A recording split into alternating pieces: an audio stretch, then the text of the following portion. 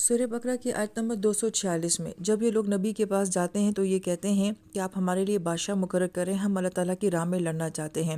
فی سبیل اللہ کیوں کہا؟ کہ مذہبی انسان کو اپنی باتوں سے متاثر کرنا، دینی باتیں کر کے متاثر کرنا، یہ وہ نقطہ ہے جو علماء کرام سمجھاتے ہیں کہ کس طریقے سے یہ سیاسی لوگ یا دنیاوی لوگ مذہبی لوگوں کو استعمال کرتے ہیں، اور سامنے سے عموماً مذہبی لوگ بھی جو ہوتے ہیں وہ سادہ مزاج ہوتے ہیں، تو ان کی باتوں میں آ جاتے ہیں کہ فلاں شخص جو ہے وہ بڑی مذہبی باتیں کرتا ہے، بڑی اللہ کی باتیں کرتا ہے، لہٰذا اس سے ان کا مقصد ان کی حمایت حاصل کرنا ہوتا ہے۔ لیکن یہاں پہ تو چونکہ نبی تھے، اور نبی جو ہوتے ہیں وہ ذہین ہوتے ہیں، تو نبی آگے سے جواب کر دیتے ہیں کیا واقعی تم خود لڑو گے؟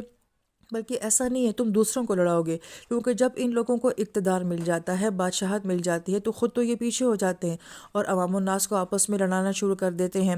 تو پھر اب جب انہوں نے دیکھا کہ نبی نعوذ باللہ بیوقوف نہیں بن رہے، ہماری اس بات سے متاثر نہیں ہو رہے ہیں، تو انہوں نے سامنے سے ایک بڑی جذباتی قسم کی جو ہے وہ سپیچ کی، اور انہوں نے کہا کہ ہم کیوں نہیں لڑیں گے، کہ ہمارے گھر بھی نہیں ہے، ہماری اولادیں بھی نہیں ہیں، ہمارے پاس ہے ہی کیا، ہم تو اللہ کے لیے لڑنا چاہتے ہیں۔ اور اس سے ان کا مقصد کیا ہے کہ جتنی جذباتی گفتگو کی جائے گی، مذہبی بندہ اتنا ہی زیادہ متاثر ہو جاتا ہے، لہٰذا وہ ہمیں سپورٹ کرے گا۔ اور یہ سب کچھ وہ کسی جذبے سے نہیں کر رہے تھے، مگر محض سامنے والے کی سپورٹ لینے کے لیے کر رہے تھے۔ اور پھر جب جہاد فرض ہوا تو ان میں سے اکثر جو ہے وہ بھاگے، اور آیت مبارکہ کے آخر میں جب یہ فرمایا کہ یہ ظالمین ہیں، تو اس کا ایک نقطہ یہ بھی بیان کیا جاتا ہے کہ جس شخص نے دین کو سیاست کے لیے استعمال کیا، یہ بہت بڑا ظلم ہے۔ اور چونکہ یہ ہمارا آج کل ہارڈ قسم کا ایشو چل رہا ہے کہ کس طریقے سے مذہب اور سیاست آپس میں گڈمڈ ہوتی جا رہی ہیں، تو گویا کہ اس موضوع کو سمجھنا بہت ضروری ہے۔ پھر سورہ بقرہ کی آیت نمبر 247 ہے، اللہ تعالیٰ فرماتے ہیں کہ جب ان سے ان کے نبی نے کہا، تو یہاں پہ نبیہم کا لفظ آ رہا ہے، نبی کی اضافت ہم ضمیر کی طرف کی گئی ہے۔ تو یہاں نقطہ جو بیان کیا جاتا ہے کہ ایک نبی کا اپنی امت کے ساتھ بڑا گہرا تعلق ہوتا ہے، تو دیکھا جائے کہ نبی تمہیں کیا کہہ رہے ہیں اور تم نے اپنے نبی کے ساتھ کیسا تعلق رکھا ہے۔ پھر ان اللہ قد بعث لکم طالوت ملکا، اب یہاں پہ پہلے انا آیا، پھر لفظ ذات اللہ تعالیٰ کا نام آیا، اور پھر فرمایا قد تحقیق بعثہ بھیجا ہے۔ اتنی تاکید کیوں؟ اس لیے کہ اب جس کو لیڈر بنایا جا رہا ہے، یہ ان کی عقل سمجھ کے مطابق لیڈر نہیں ہونا چاہیے تھا۔ تو پہلی بات یہ سمجھنی ہے کہ تمہاری سوچ کے بالکل برخلاف ایک شخص کو لیڈر بنایا جائے گا، لیکن چونکہ یہ اللہ تعالیٰ کا حکم ہے، لہٰذا تمہیں اس کو لیڈر تسلیم کرنا ہوگا۔ لہٰذا وہ لوگ تو یہ ایکسپیکٹ کر رہے تھے کہ ہم ہی میں سے کوئی ایک جو ہے وہ بادشاہ بنا دیا جائے گا، خلاف معمول اللہ تعالیٰ فرماتے ہیں کہ طالوت کو تمہارے لیے بادشاہ بنا دیا گیا ہے۔ تو علماء کرام یہ فرماتے ہیں کہ یہاں پہ عبارت ایسے بھی ہو سکتی تھی کہ بعث طالوت ملکا لکم، کہ بھیجا ہے اللہ تعالیٰ نے طالوت کو تمہارے لیے بادشاہ بنا کے، لیکن ہم یہ دیکھتے ہیں کہ یہاں پہ آیت مبارکہ ہے کہ بعث لکم طالوت ملکا، کہ اللہ تعالیٰ نے تمہارے لیے طالوت کو بادشاہ بنایا ہے۔ یہاں پہ لکم پہلے آ گیا ہے، جو گرامر کے لحاظ ہے، جسے ہم کہتے ہیں کہ متعلق متقدم ہو گیا ہے، اور اس کی وجہ یہ بیان کی جاتی ہے کہ اس کو خاص طور پہ تمہارے لیے بادشاہ بنایا گیا ہے۔ اس پہ صرف عوام الناس کی بہتری نہیں ہے، بلکہ تم سرداروں کے لیے بھی بہتری ہے، اس لیے کہ تم میں سے ہر کوئی ایک یہ چاہتا ہے کہ مجھے بادشاہ بنا دیا جائے، اور اگر کسی ایک کو تم میں سے بادشاہ بنا دیا گیا تو تم آپس میں ایک دوسرے سے لڑ کر ایک دوسرے کو ختم کر دو گے۔ تو گویا کہ کسی آؤٹ سائڈر کو بادشاہ بنانا تمہارے لیے بھی بہت فائدہ مند بات ہے۔ پھر طالوت علیہ السلام کے ساتھ ملکن جو ہے وہ خاص طور پہ لایا گیا کہ جس شخص کو تمہارے لیے بادشاہ بنایا گیا ہے، یہ کوئی نماز پڑھنے کے لیے، امامت کے لیے، دعا کے لیے نہیں، بلکہ یہ تمہیں لیڈ کرنے کے لیے بادشاہ بنایا گیا ہے۔ تو اب آگے سے ان کا ریئیکشن کیا آتا ہے؟ انا جیسے کہ ہم اپنی اردو زبان میں کہتے ہیں کیسے، یعنی کہ جب کوئی بات آپ کو حیران کر دیتی ہے تو آپ کہتے ہیں یہ کیسے ہو سکتا ہے، تو انہوں نے بھی آگے سے کہا کہ انا، یہ کیسے ہو سکتا ہے کہ یہ ہمارے لیڈر بن جائیں۔ اب یہاں پہ ان کے لیے ایک تو خلاف معمول بات یہ تھی کہ وہ ایکسپیکٹ کر رہے تھے کہ ہم میں سے کوئی ایک بادشاہ بنے گا، ایک تو بالکل ان سے مختلف سامنے ایک شخص کا نام لیا گیا ہے، دوسرا یہ کہ بادشاہ بنائے جانے میں ان کو سب سے بڑا اعتراض کیا ہے کہ اس کے پاس مال نہیں ہے۔ تو گویا کہ آج بھی یہی سوچ ہوتی ہے کہ جس شخص کا کوئی مالی بیک گراؤنڈ نہیں ہے، سیاسی بیک گراؤنڈ نہیں ہے، وہ تو سیاست میں آ ہی نہیں سکتا، وہ تو آپ کا صدر یا وزیر اعظم بن ہی نہیں سکتا ہے۔ تو گویا کہ یہ سوچ پہلے بھی تھی کہ جس شخص کے پاس مال نہیں ہے وہ آپ کا لیڈر کیسے بن سکتا ہے۔ اور یہاں پہ اہم نقطہ یہ بھی ہے کہ جب ان اللہ قد بعث لکم طالوت ملکا کہا گیا، تو گویا کہ اتنی تاکید کے ساتھ کہ اسی کو اللہ تعالیٰ نے تمہارا بادشاہ بنایا ہے، کیونکہ ان کو اپنے نبی کا یقین نہیں تھا یہ رویہ بھی ان آیات میں نظر آتا ہے کہ اگر کوئی نبی بات کہہ دیتے ہیں تو سامنے والا یہ نہیں پوچھتا کہ یہ بات کیسے ہو سکتی ہے، کیوں ہو سکتی ہے، کیونکہ اس کو اپنی نبی کی بات کا یقین ہوتا ہے۔ یہ ان کا اپنے نبی کے ساتھ رویہ تھا۔ ہم یہ دیکھتے ہیں کہ صحابہ کرام بھی ایسا کرتے تھے، تو جب نبی علیہ السلام کوئی بات فرماتے تھے تو صحابہ کرام نہیں پوچھتے تھے کہ یہ کیسے ہوگا، کس طرح سے ہوگا، کیونکہ ان کو اللہ کے نبی کا یقین تھا۔ تو گویا کہ اس قوم کو اپنے نبی کے اوپر اعتماد بھی نہیں تھا۔ پھر آیت مبارکہ میں آتا ہے کہ ان اللہ اصطفاہ علیکم، کہ بے شک اللہ پاک نے اس کو چن لیا ہے تمہارے لیے، اور استفاء کا مطلب ہی یہ ہوتا ہے کہ کسی کو محض اپنی پسند کی وجہ سے چن لینا، لہٰذا یہ اللہ تعالیٰ کی پسند ہے، اسے قبول کرنا ہوگا۔ پھر یہاں پہ بہت ہی اہم نکتہ کہ ایک لیڈر بنانے کے لیے یا کسی لیڈر میں لیڈر بننے کے لیے کن دو خوبیوں کا ہونا ضروری ہے، تو یہاں پہ دو چیزوں کا نام لیا گیا، ایک اس کے اندر علم کی صلاحیت ہونی چاہیے اور ایک دوسری اس کے اندر جسم کی صلاحیت ہونی چاہیے۔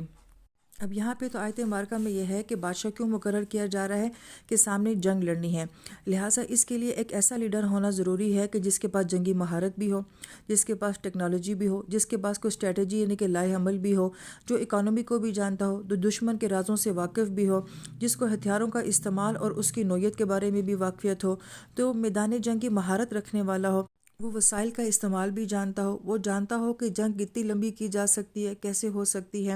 اور ایک لیڈر کو کہ وہ اپنی آرمی کو کیسے موٹیویٹ کرتا ہے، ان کا جذبہ کیسے بنا کے رکھتا ہے، یہ سب جنگی مہارت کا ہونا ایک لیڈر کے اندر بہت ضروری ہے۔ اور اگر عام حالات میں آپ کسی کو لیڈر بناتے ہیں تب یہ علم کی کیفیت کیسی ہے کہ ایک لیڈر کو پتہ ہو کہ میری قوم کی ضروریات کیا ہیں، اس کے اندر صلاحیتیں کیا ہیں، وہ سوچتی کیا ہے، وہ چاہتی کیا ہے، اس کی مشکلات کیا ہیں، گویا کہ وہ نچلے طبقے سے جب آئے گا تبھی وہ سمجھے گا کہ عوام الناس کیا ہوتی ہے۔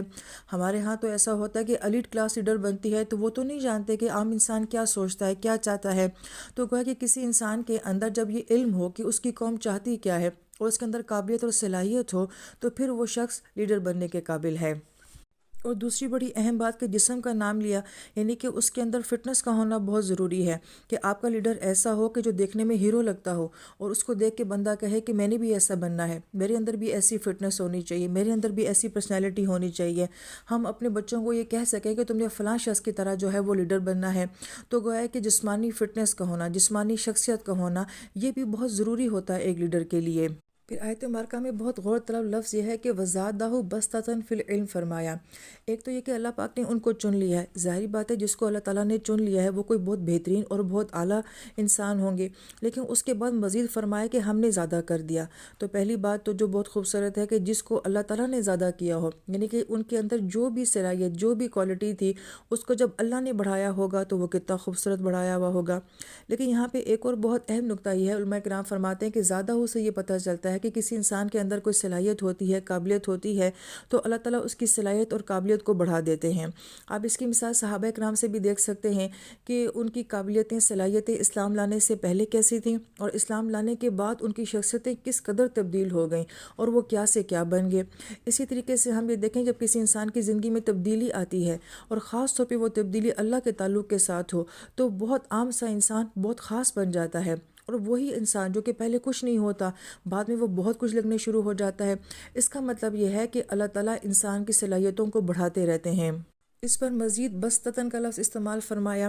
علماء کرام یہ فرماتے ہیں کہ بستہ یا بسیط کا لفظ عربی زبان میں ایسی زمین کے لیے بولا جاتا ہے کہ جو کہ بہت زیادہ پھیلی ہوئی زمین ہوتی ہے۔ اب یہاں پہ یہ لفظ جو ہے وہ علم کے ساتھ اور جسم کے ساتھ استعمال کیا گیا ہے، تو علماء کرام یہ فرماتے ہیں کہ علم کا بسیط کیا ہوتا ہے کہ ویژن کا ہونا، سوچ کا ہونا، علم کی گہرائی کا ہونا، براڈ مائنڈڈ ہونا،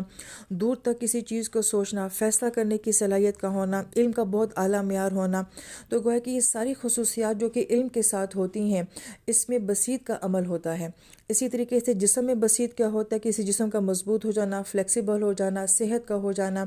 ہم یہ دیکھتے ہیں کہ ہر انسان کے اندر اتنی بصیرت نہیں ہوتی، وہ بہت دور تک اور بہت دیر تک، بہت گہرائی تک دیکھنے کی صلاحیت نہیں رکھتا ہے۔ اسی طریقے سے جسم کے اندر بصیرت یہ ہوتا ہے کہ بہت سارے لوگ مل کے کوئی ایک کام کرتے ہیں، اور کوئی ایک انسان ایسا ہوتا ہے جو بہت سارے لوگوں جتنا کام کر لیتا ہے۔ تو گویا کہ جب اللہ تعالیٰ کسی کو قبول کر لیتے ہیں، کسی کو علم میں اور اس کی جسامت میں جب بسیط کر دیتے ہیں تو بہت سارے کام اس سے کروا لیتے ہیں، اس کے کاموں میں بہت زیادہ وسعت جو ہے وہ آنی شروع ہو جاتی ہے۔ اور اس لفظ کے بارے میں اہل علم یہ بھی فرماتے ہیں، کیونکہ زیادہ کا لفظ بھی آ رہا ہے، بسیط کا لفظ بھی آ رہا ہے، اس کا مطلب ہے کہ وقت کے ساتھ ساتھ انسان کے علم میں وسعت آتی جاتی ہے، اور اس کی صحت میں بھی اللہ پاک وقت کے ساتھ ساتھ جو ہے وہ وسعت دیتے ہیں، یعنی کہ انسانی جسم، انسانی دماغ، ہر چیز جو ہے وہ ہمارے اندر گرو کر رہی ہوتی ہے۔ پھر یہ اللہ تعالیٰ کی طرف سے بہت بڑی نعمتیں ہوتی ہیں۔ اس سے تعالیٰ فرماتے ہیں کہ جسے اللہ تعالیٰ چاہتے ہیں اپنی بادشاہت سے نواز دیتے ہیں۔ لیکن آیت مبارکہ کے آخر میں واسع اور علیم آیا ہے، اور آیت مبارکہ میں بھی جو ہے وہ وسعت کی بات کی جا رہی ہے، تو اسماء الہی بھی اسی مناسبت سے آیا ہے کہ اللہ تعالیٰ اس دنیا میں کتنے لوگوں کو کس وسعت کے ساتھ جو ہے وہ علم دے رہے ہیں اور فٹنس دے رہے ہیں، جسمانی ترقی دے رہے ہیں۔ اس کا اندازہ نہیں لگایا جا سکتا کہ کس کے پاس کتنا علم ہے، کہاں کیسا کیسا انسان جو ہے وہ علم والا موجود ہے، کہاں کیسا کیسا جسمانی مہارت رکھنے والا انسان دنیا میں موجود ہے۔ تو اللہ پاک بڑی وسعت کے ساتھ اس دنیا میں اس نعمت کو تقسیم کر رہے ہیں۔ اور علیم کیوں لایا کہ کس کے پاس کتنی صلاحیت ہے، یہ علم صرف اللہ تعالیٰ کی ذات کو ہے۔ پھر آیت نمبر 248 میں اللہ تعالیٰ فرماتے ہیں کہ ان سے ان کے نبی نے یہ بھی کہا کہ طالوت کی بادشاہت کی علامت یہ ہے کہ تمہارے پاس وہ صندوق واپس آ جائے گا جس میں تمہارے رب کی طرف سے سکینت کا سامان ہے، اور موسیٰ اور ہارون علیہ السلام نے جو اشیاء چھوڑی تھیں ان میں سے کچھ باقی ماندہ چیزیں اس میں موجود ہیں، اسے فرشتے اٹھائے ہوئے لائیں گے، اگر تم مومن ہو تو تمہارے لیے اس میں بڑی نشانی ہے۔ اب یہاں پہ تابوت سکینہ کی جو ہے وہ بات کی جا رہی ہے، جس میں موسیٰ علیہ السلام اور ہارون علیہ السلام کی باقیات تھیں، لیکن اس باکس کو یا اس تابوت کو جو ہے وہ سکینہ کہا گیا ہے۔ اس کا مطلب ہے کہ جو چیزیں انبیاء کے استعمال میں ہوتی ہیں ان کے اندر بھی سکینہ ہوتا ہے، راحت ہوتی ہے۔ تو سوچے کہ اگر ان کی چیزوں میں اتنا سکینہ ہے تو ان کی باتوں میں، ان کی صحبت میں، ان کے علم میں کتنا سکینہ ہوتا ہوگا۔ لہٰذا اس امت کا سکینہ کس میں تھا؟ اس صندوق کے اندر تھا۔ اور ہمارے پاس ہمارے نبی کی سب سے خوبصورت باقیات کیا ہے؟ تو وہ قرآن ہے۔ تو بھی سوچنا چاہیے کہ اس قرآن کے اندر کتنا سکینہ ہوگا۔